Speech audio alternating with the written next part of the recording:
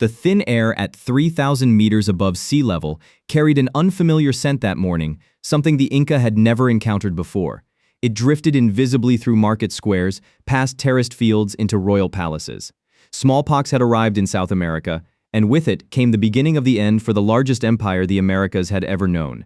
When the disease reached the Sapa Inca Huayna Capac in 1527, he was fresh from military victories in what is now Ecuador. The supreme ruler of Tawantinsuyu, the land of four quarters, commanded an empire stretching from modern Colombia to Chile, encompassing over 2 million square kilometers and more than 10 million souls. His engineers had carved highways through mountain passes where eagles feared to fly. His administrators managed warehouses stocked with enough food to feed armies for years. His runners could relay messages across distances that would take a Roman courier weeks to traverse. Yet against the microscopic invaders from across the ocean, all his power meant nothing. The Sapa Inca died screaming, his body covered in pustules, his designated heir dying beside him. Neither man had ever seen a European. Francisco Pizarro, the man who would ultimately destroy their civilization, was still in Spain at that moment, petitioning King Charles V for permission to conquer Peru. The conquest had already begun without him, carried out by germs that traveled faster than any Spanish soldier could march. To understand how spectacularly the Inca fell, we must first understand how improbably they rose. Their origin story, like many aspects of their culture, was deliberately obscured by myth and political manipulation. According to their own legends, the creator god, Viracocha, summoned forth 4 brothers and 4 sisters from caves near Cusco. One brother, Heir Manco, wielded a golden staff that could test soil quality. He led his siblings on a journey that ended when the staff sank deep into the earth in the Cusco Valley, indicating perfect land for settlement. Taking the name Manco Capac, he founded the city that would become the heart of an empire. The truth was likely more mundane. Sometime in the early 13th century, a chieftain named Manco Capac probably did lead a group of nomads into the Cusco Valley, displacing or absorbing the peoples already living there. For the next 2 centuries, the kingdom of Cusco remained unremarkable, a small polity among many in the fractured Andean landscape. 8 kings ruled this minor kingdom, their accomplishments lost to time, their names preserved only in oral traditions that shifted with each political wind. Then came the Earthshaker. Pachacuti was not supposed to be king.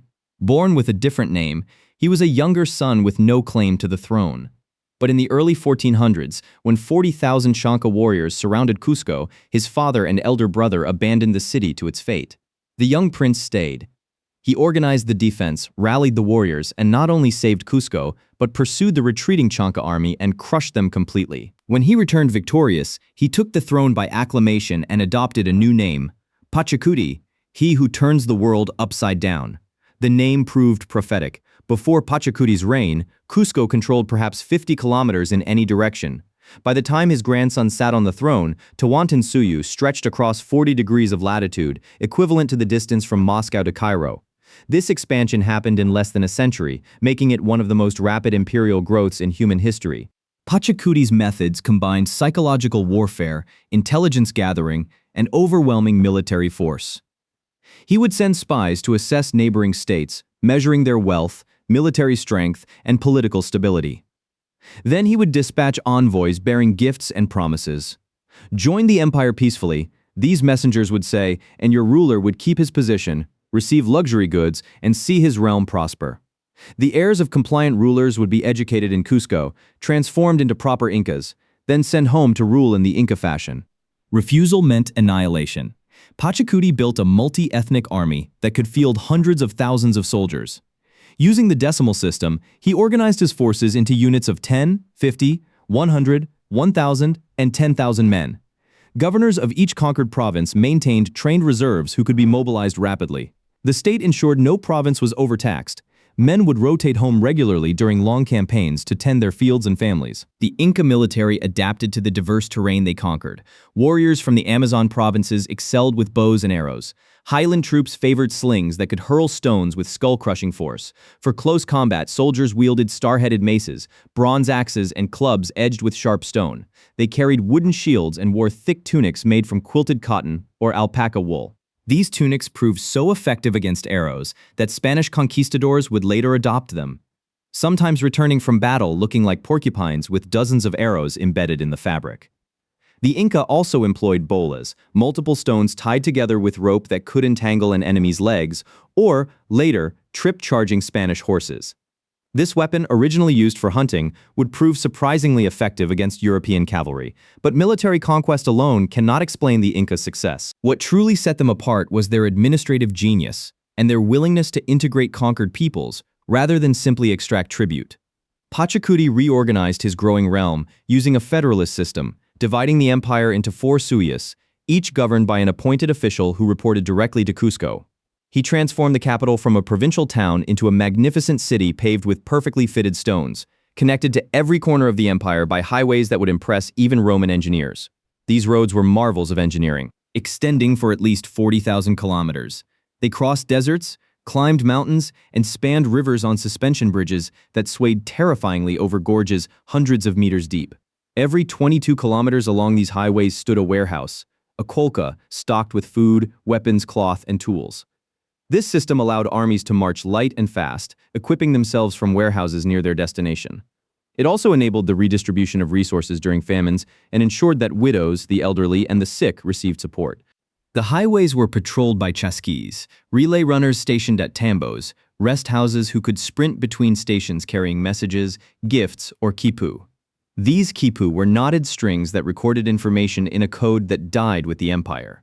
Using this system, the Inca could send messages nearly 400 kilometers in a single day, faster than Roman-mounted couriers. The physical infrastructure was impressive, but the social organization was revolutionary. The Inca economy functioned almost entirely without money or markets. Citizens did not buy food or clothing. They received these items from state warehouses. In return, they paid taxes not in goods or currency, but in labor, a system called mita. Through mita, the state could mobilize massive workforces for mining, construction, or textile production. This is how the Inca completed enormous projects in such a short time. The absence of markets seems bizarre to us, but it made perfect sense in the Andean context. The environment was too extreme and too varied for traditional trade to work efficiently. The Inca heartland sits at altitudes where oxygen is thin, temperatures can drop below freezing any month of the year, and soil is poor. As anthropologist John Murrah noted, nowhere else on Earth do millions of people insist on living at 10,000 or 14,000 feet above sea level in such visibly vulnerable circumstances. The Inca turned this liability into an advantage. The extreme variations in altitude meant extreme variations in climate and ecology. Within a few hundred kilometers, you could encounter more than 20 different life zones, from tropical rainforests to frozen tundra. The Inca planted diverse crops at different altitudes to ensure against famine. If disease or weather destroyed potatoes at one elevation, crops at other heights might survive. They developed chuño, a freeze-dried potato that could be stored for years. They built terraces that prevented erosion, captured water, and absorbed heat from the sun to protect plants from frost. Over 1 million hectares of terraces were under cultivation at the empire's peak. Each terrace was constructed by building a retaining wall, then carefully layering gravel, sand, and topsoil. This transformed steep mountainsides into productive farmland in a region where only 2% of land naturally supports agriculture. None of this would have been possible without the llama and alpaca, the only large domesticated animals in the region. These camelids provided wool for clothing, meat for food, and labor for transport. Cloth made from their wool was so valuable it functioned as a marker of social status. The state owned vast herds and required each province to produce a quota of textiles annually. The Inca relationship with cloth went beyond mere utility. Fine textiles were gifts that cemented political relationships. The state issued clothing to citizens, and the quality of one's garments immediately communicated one's place in society. Cloth held the empire together as surely as the highways did. So too did the ancestors. The Inca believed the boundary between the living and the dead was permeable. Important people were mummified and treated as if still alive. These Malki were fed, clothed, consulted on important decisions, and paraded through the streets during festivals. The mummies of Sapa Incas received extraordinary veneration. Even in death, an emperor retained control of all his wealth, lands, and estates, which were managed by his panica, a corporation of royal relatives tasked with preserving his mummy and maintaining his cult. This created a strange problem. Each new emperor inherited only the position, not the resources. To build his own power base, he had to conquer new territory and construct new estates. Since all the good land around Cusco belonged to dead emperors and their panicas, new rulers had to campaign far from the capital, constantly expanding the empire's borders. This system fueled rapid growth but left little time for consolidation. It also created intense competition between rival panacas, each promoting its own interests and undermining the others. When Huayna Capac died of smallpox in 1527, he left behind two powerful sons from different panacas. Huáscar controlled Cusco and the traditional heartland. Atahualpa commanded the northern armies and the loyalty of his father's veteran generals. Neither would yield to the other. Civil war erupted, tearing the empire apart just as Francisco Pizarro was receiving permission from the Spanish king to attempt conquest. For 5 years, the two brothers fought. Armies that should have been preparing for the strange men arriving from the coast instead slaughtered each other in a succession crisis. The war was brutal and total. Atahualpa, despite controlling less territory, possessed superior military forces. He pushed south from Quito, systematically destroying Huáscar's armies. The final confrontation came in 1532 outside Cusco. Atahualpa's generals crushed the remaining resistance and captured Huáscar. Atahualpa was camped at Cajamarca, a provincial town over 900 kilometers from Cusco, when he received news of his victory. He was now the undisputed Sapa Inca, supreme ruler of the largest empire in the Americas. He began planning his coronation and his triumphant entry into Cusco. Then he received strange reports. A small band of foreigners, only 168 men, some riding enormous creatures, was marching through his empire, causing trouble but not yet conquered by local authorities. Rather than have them killed, Atahualpa decided to meet these curiosities himself. What threat could 168 pose to his 50,000 warriors? Everything, as it turned out. Francisco Pizarro was no fool. He had learned from his cousin Hernán Cortés how to topple an American empire. The strategy was simple: capture the emperor, paralyze the state, and exploit internal divisions. On November 16, 1532, Pizarro prepared his trap in Cajamarca's main plaza. Atahualpa entered the square at sunset, carried on a golden litter by his attendants, followed by 6,000 lightly armed men. This was a ceremonial occasion, a meeting between the supreme ruler and some curious foreigners. No battle was expected. The square was packed with Inca nobles and warriors, all unarmed, all unprepared. From the silent buildings emerged two figures: Vicente de Valverde, a Dominican friar, and a translator. Valverde read the Requerimiento, that bizarre Spanish document claiming divine authority to conquer the Americas. Through the inadequate translation, Atahualpa understood only that these men were demanding he submit to their foreign god and distant king. Valverde offered Atahualpa a Bible. The Sapa Inca had heard reports of Spanish reverence for these objects, but had no context for understanding what a book was or how to interact with it. He examined it briefly, then tossed it aside, irritated by the foreigners' disrespect for Inca diplomatic customs. He scolded them for stealing from warehouses and killing his subjects without permission. Valverde ran back toward the buildings, screaming about blasphemy and calling for the attack to begin. What happened next was pure horror. Cannons roared, filling the square with smoke and metal fragments. Arquebuses fired into the packed crowd. Spanish soldiers poured from the buildings, screaming Santiago. Cavalry charged into the panicked mass. The Inca had never seen horses before. They had never heard gunfire. Trapped in a square with only two narrow exits, thousands were trampled or cut down as they tried to flee. Pedro Pizarro, who was there, later wrote that many Spaniards urinated themselves from sheer terror before the attack, despite knowing they held every advantage. The Inca soldiers, caught completely by surprise, had no chance to fight back. They died by the thousands. Those holding Atahualpa's litter fought desperately to protect their emperor, but the Spanish cut them down and dragged the Sapa Inca into a stone building. In less than an hour, the Battle of Cajamarca was over. Thousands of Inca lay dead. Not a single Spaniard had been killed. Atahualpa, who had woken that morning as the victorious ruler of an empire, was now a prisoner of an unknown enemy. The Sapa Inca quickly assessed his situation. He noticed how excited the Spanish became upon finding gold trinkets among the dead. These were clearly pirates from some distant land, motivated by greed. If he gave them enough treasure, they would surely take it and leave. He made Pizarro an offer. In exchange for his freedom, he would fill the room they were in with gold, and twice over with silver, stacked as high as he could reach. Pizarro agreed. For 8 months, treasure poured into Cajamarca from across the empire.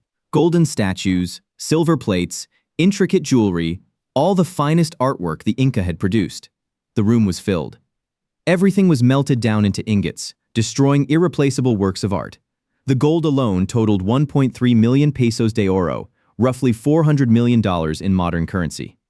This was divided among the 168 conquistadors and the King of Spain, making even common soldiers wealthy beyond imagination. As the ransom arrived, so did Spanish reinforcements. Diego de Almagro, Pizarro's business partner, appeared with 153 additional men. Atahualpa realized these were not pirates who would leave once paid. These were invaders who intended to stay. Once the ransom was delivered, Atahualpa became a liability. On July 26, 1533, he was brought to the main plaza and tied to a stake. Valverde offered him a choice: accept baptism and be strangled, or refuse and be burned alive. For the Inca, whose religion required perfect preservation of the body for the afterlife, burning was the ultimate horror. Atahualpa accepted baptism. He was strangled immediately afterward, his body partially burned anyway, and buried in an unmarked grave. The Spanish marched toward Cusco. Along the way, they encountered Manco Inca, a teenage brother of Huáscar.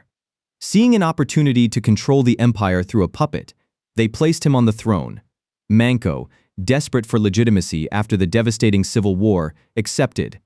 The Spanish entered Cusco not as conquerors, but as liberators, welcomed by those who had supported Huáscar against Atahualpa. For 2 years, this arrangement held. Francisco Pizarro left Cusco to found Lima on the coast.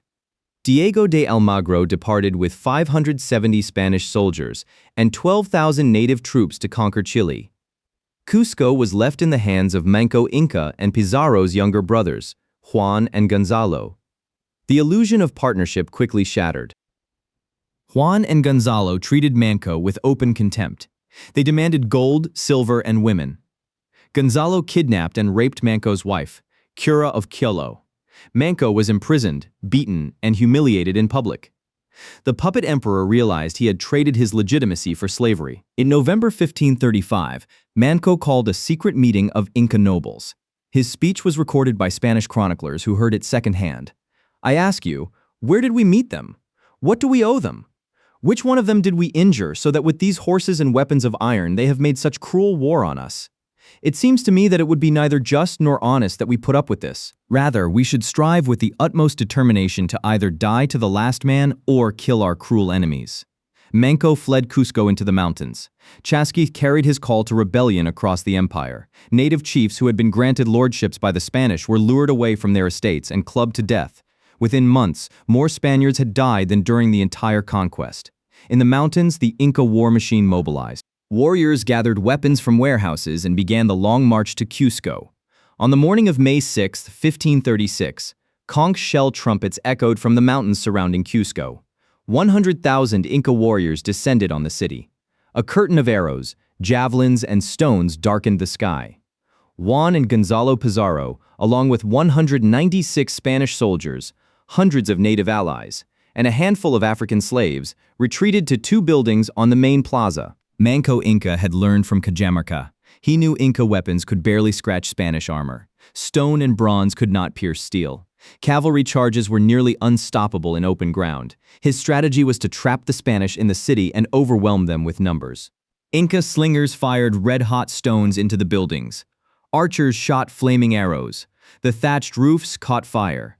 Smoke filled the rooms. Beams collapsed, sending up showers of sparks. The Spanish prepared to die. Then the fire went out. Spanish chroniclers claimed the Virgin Mary descended from heaven and extinguished the flames. Inca accounts say the African slaves stationed on the roof put out the fire under a barrage of arrows. Either way, the Spanish survived the first day. The siege continued for months. The Inca tore up streets to hinder cavalry charges. They feigned retreats down narrow alleys to lure horsemen into traps. They used bolas to tangle horses' legs. One eyewitness wrote that the Indians waged such a fierce attack that the Spaniards thought themselves 1,000 times lost. While Cusco was besieged, Manco sent his finest general Quizo Yupanqui to deal with Francisco Pizarro in Lima. Quizo was a tactical genius. He realized that fighting Spanish cavalry on flat ground was suicide, so he only engaged them on steep hills and narrow passes. He would block the exits, then rain boulders down on the trapped horsemen. Using these tactics, Quizo annihilated 4 separate Spanish relief forces. Francisco Pizarro panicked. He had just sent over 100 men to their deaths. He had only 100 soldiers left to defend Lima. An army was outside the city. His brother Juan was trapped in Cusco. The empire he thought he had conquered was slipping from his grasp. Hearing of Quizo's victories, Manco ordered him to take Lima, not to besiege it, but to destroy it completely. This was a fatal mistake. Lima sat on a flat coastal plain, completely unlike the mountain terrain where Quizo's tactics had proved so effective. Ordering him to assault the city negated all his advantages. Quizo knew this, but his emperor had commanded him, and Manco needed Lima destroyed. Quizo led his forces down from the hills across the flat plain toward the city. Spanish cavalry, finally on favorable ground, charged into the Inca vanguard. Arquebuses roared, lances pierced bodies. When the smoke cleared, Quizo Yupanqui lay dead with a Spanish lance through his heart. The Inca army dissolved into the mountains. Pizarro was free to relieve Cusco. Manco received the news in his command post. Quizo was dead. Almagro was returning from Chile with a fresh army. Spanish reinforcements were arriving from the north. After 10 months, the siege of Cusco had failed. Manco assembled his chiefs and announced his decision. He would retreat to Vilcabamba, a remote rainforest region of the empire. From there, he would continue the fight. As he departed, he brought with him the mummies of all the previous Sapa Incas, including his father Huayna Capac and his great-great-grandfather Pachacuti. From Vilcabamba, Manco waged a guerrilla campaign for years. His warriors ambushed supply convoys, raided Spanish towns, stole weapons and horses, then vanished back into the jungle. They learned to ride horses and fire guns, but the Spanish population doubled every few years. Manco aged, and his dream of restoring Tawantinsuyu faded. The miniature Inca state survived in the rainforest for decades, outlasting the men who had destroyed the empire. Diego de Almagro died fighting a civil war against the Pizarros. Francisco Pizarro was assassinated by Almagro's supporters. Juan Pizarro died during the siege of Cusco. Gonzalo Pizarro was executed by royal order. Hernando Pizarro rotted in a Spanish prison. Manco himself was killed in 1544 by Spanish refugees he had sheltered in Vilcabamba, who murdered him hoping for a pardon. His sons continued the resistance.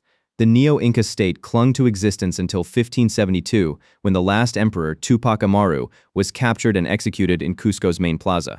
40 years after the massacre at Cajamarca, the empire of Pachacuti was finally extinguished.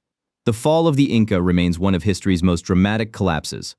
An empire of 10 million people, with administrative sophistication rivaling Rome's, with engineering achievements that still impress modern experts, was toppled by a few hundred adventurers.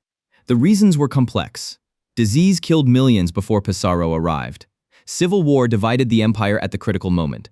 Spanish military technology proved devastatingly superior in key engagements, and the Inca's own political system, which concentrated all authority in the Sapa Inca, made them vulnerable to decapitation strikes. But perhaps most important was timing. The Inca Empire was only a century old when the Spanish arrived. Many conquered peoples had only recently been integrated and harbored resentments. The empire hadn't had time to forge a common identity strong enough to survive the loss of its leadership. Pachacuti's rapid expansion created an empire that was vast but fragile, powerful but not yet stable. The Inca story reminds us that civilizations are more vulnerable than they appear. At its height, Tawantinsuyu seemed invincible, its armies unstoppable, its administrative system flawless. Yet within a single generation, it was gone, its cities occupied, its treasures melted down, its mummies burned, its quipu unreadable, its very name reduced to a footnote in someone else's history. The descendants of the Inca survive today. Millions of people speaking Quechua and maintaining traditions that stretch back before Pachacuti. The terraces still hold back mountainsides. The highways still trace paths through the Andes.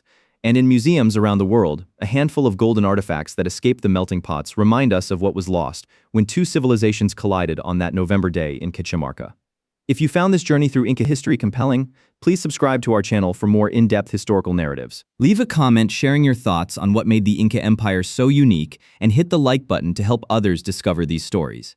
History like this deserves to be remembered and shared, but the story of the Inca did not end with Tupac Amaru's execution. What ended was political independence, not cultural survival. The Spanish victory was military and administrative, but it was incomplete in ways that would echo through the centuries. The conquest itself revealed patterns that would repeat across the colonial Americas. The Spanish had not won through superior numbers or even purely through superior technology. They had exploited a moment of maximum vulnerability, a civilization weakened by disease, divided by civil war, and structured in ways that made it susceptible to decapitation. Remove the head, and the body convulsed. Yet even in defeat, the Inca demonstrated remarkable resilience. The 40-year survival of the Vilcabamba state, maintaining Inca traditions and military resistance deep in the rainforest, showed that Spanish control was far from absolute. The Neo-Inca state became a beacon for resistance movements across the former empire. Even after its fall, the memory of Vilcabamba inspired rebellions for generations. The Spanish themselves were shocked by the ferocity of Inca resistance. They had expected, after Cajamarca, a quick collapse. Instead, they faced a decade of desperate warfare. The siege of Cusco nearly succeeded. If Cuizo had not been killed at Lima, if the Spanish relief forces had been delayed another few weeks, if Almagro had not returned from Chile at precisely that moment, history might have unfolded very differently. The conquest was far closer to failure than Spanish chronicles like to admit. Consider what the Inca accomplished during Manco's rebellion. They adapted their tactics to counter Spanish advantages. They learned that cavalry charges could be stopped by destroying roads and creating obstacles. They discovered that bolas, originally hunting tools, could entangle horses' legs. They realized that ambushes in narrow mountain passes negated Spanish technological superiority. They even began capturing and using Spanish weapons and horses themselves. This adaptability reveals something crucial about the Inca that often gets lost in narratives of inevitable conquest. These were not passive victims of European expansion. They were sophisticated military strategists who analyzed their enemies' strengths and weaknesses and developed countermeasures. Cuizo's victories over 4 separate Spanish relief forces demonstrated that the Inca could defeat European forces when fighting on favorable terrain with appropriate tactics. The problem was time. The Inca needed years to adapt fully to this new form of warfare. They needed time to breed horses, to manufacture guns, to train soldiers in European tactics. But time was the one resource they lacked. Spanish reinforcements arrived constantly from the Caribbean, Panama, and directly from Spain. Each ship brought more soldiers, more weapons, more horses. The Inca population, meanwhile, was being devastated by wave after wave of European diseases. Smallpox was only the beginning. Measles, typhus, influenza, and other diseases swept through the Andes. These epidemics killed indiscriminately, but they hit the Inca administrative class particularly hard. The nobility lived in close quarters in Cusco and other urban centers, perfect conditions for disease transmission. The quipu keepers who maintained the empire's records died. The engineers who understood the terrace systems died. The administrators who managed the warehouse networks died. Institutional knowledge evaporated. The Spanish, having grown up exposed to these diseases, possessed immunity. This created a devastating asymmetry. In battles, the Spanish could replace casualties with fresh reinforcements. The Inca lost irreplaceable expertise with each death. An Inca general who died could be replaced, but the decades of experience he possessed could not be. A Spanish soldier who died was just another soldier. The demographic catastrophe was staggering. Estimates suggest that the native population of the Andes declined by roughly 90% in the century following contact. 10 million people reduced to 1 million. Entire communities vanished. Agricultural systems that had sustained millions for centuries were abandoned. The terraces that had taken generations to build fell into disrepair. The irrigation networks that had transformed deserts into farmland crumbled. This collapse created a vicious cycle. As the population fell, there were fewer workers to maintain the infrastructure. As infrastructure decayed, food production declined. As food became scarce, malnutrition made people more susceptible to disease. Disease killed more people, and the cycle continued downward. The Spanish colonial system accelerated this decline.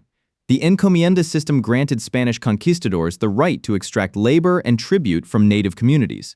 In theory, the encomenderos were supposed to protect and Christianize their charges. In practice, they worked people to death in mines and fields.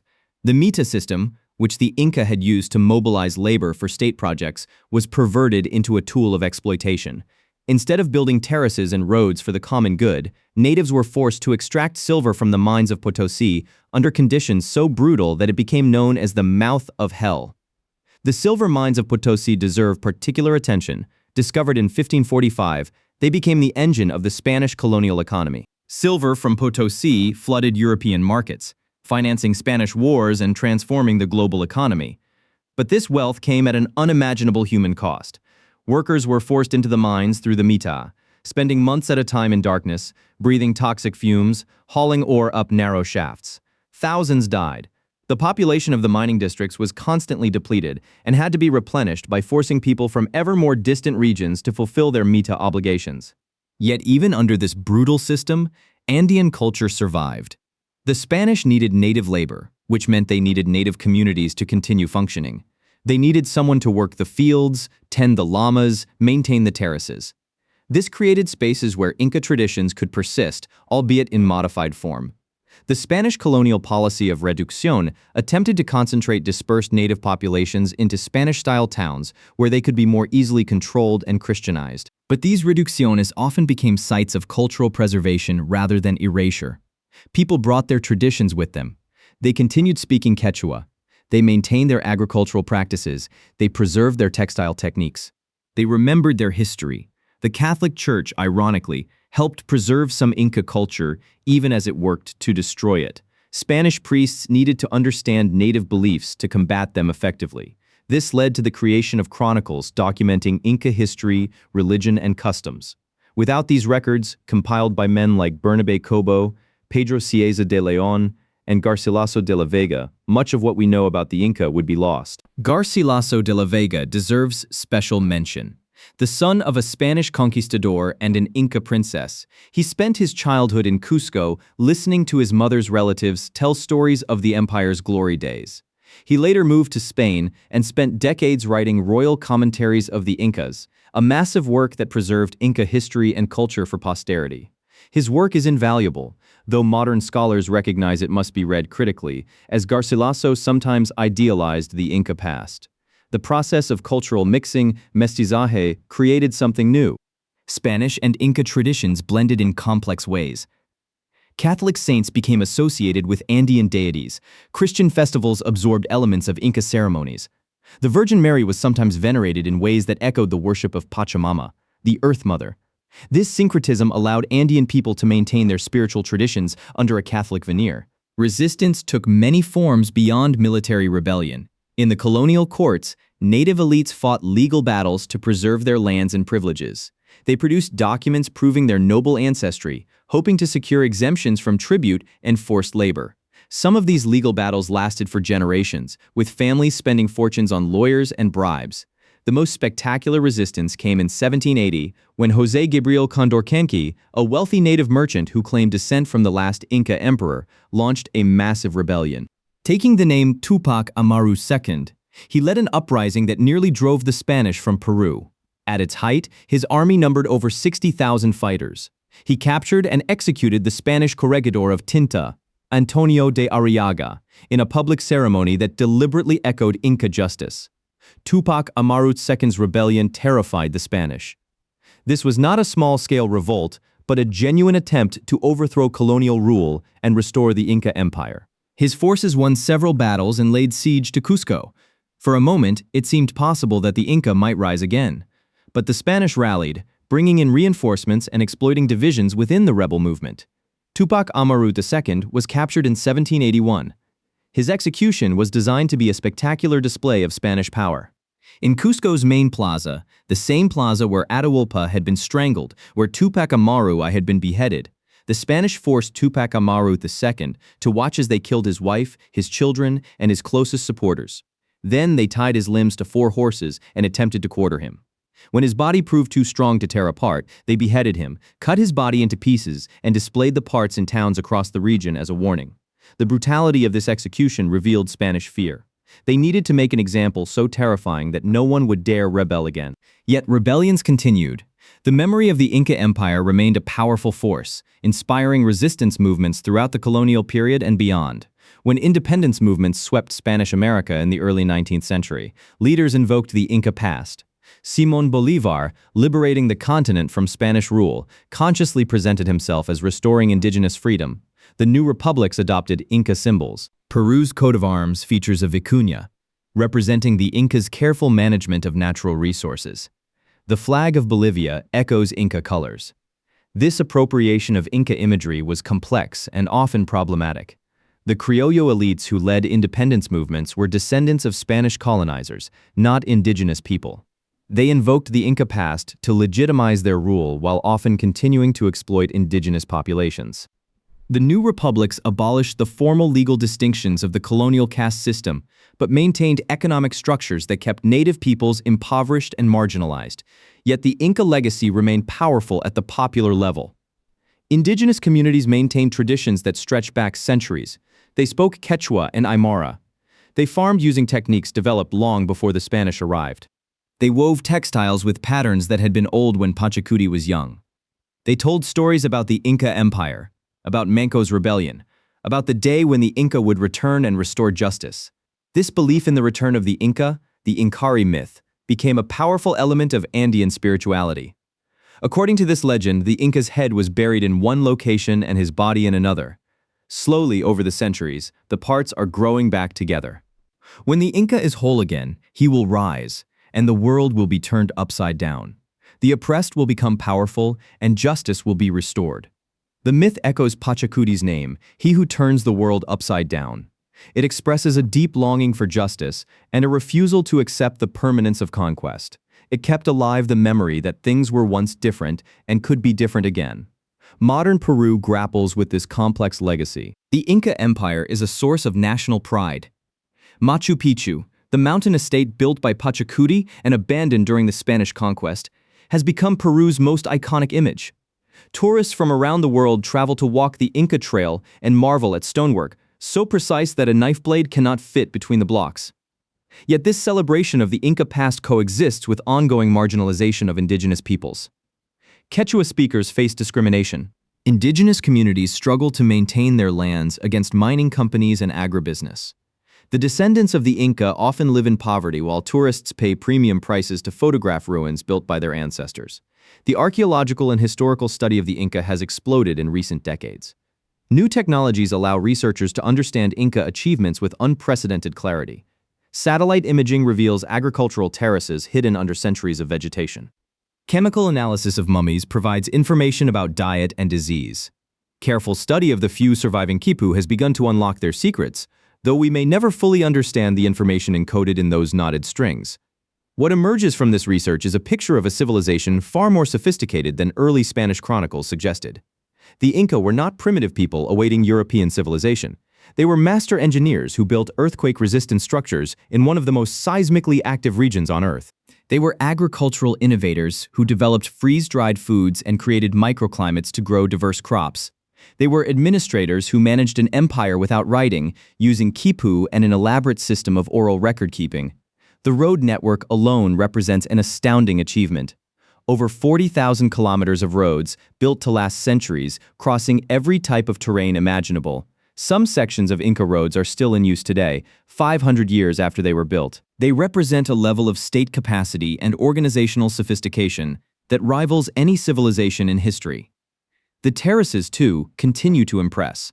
Modern agronomists study Inca terrace systems to understand how to farm sustainably in marginal environments. The Inca understanding of microclimates, water management, and soil conservation offers lessons for contemporary agriculture facing climate change. Perhaps most impressive was the Inca's ability to integrate diverse peoples into a functioning empire. They conquered dozens of ethnic groups, each with their own languages, customs, and traditions, through a combination of incentives, infrastructure investment, population resettlement, and when necessary force, they created a unified state. This was not a gentle process. The Inca could be brutal to those who resisted, but it was remarkably effective. The tragedy is that this empire, built over a century through the efforts of millions of people, collapsed in less than a generation.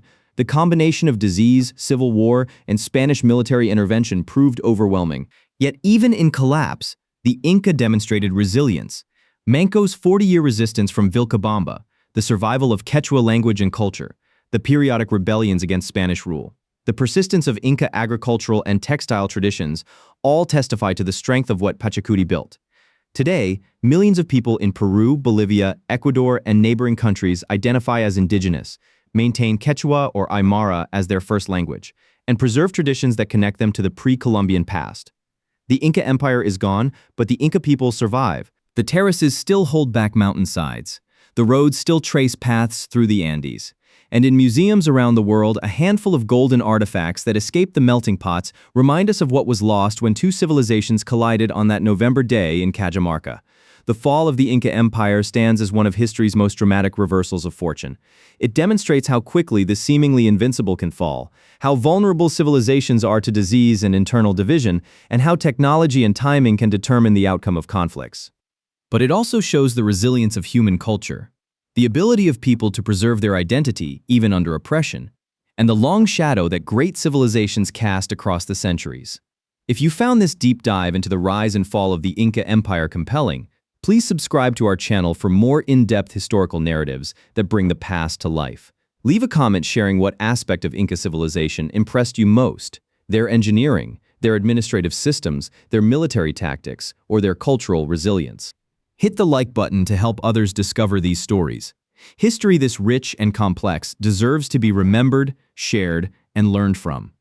The Inca may have fallen, but their legacy continues to shape our world, offering lessons about empire, resistance, cultural survival, and the enduring power of human achievement.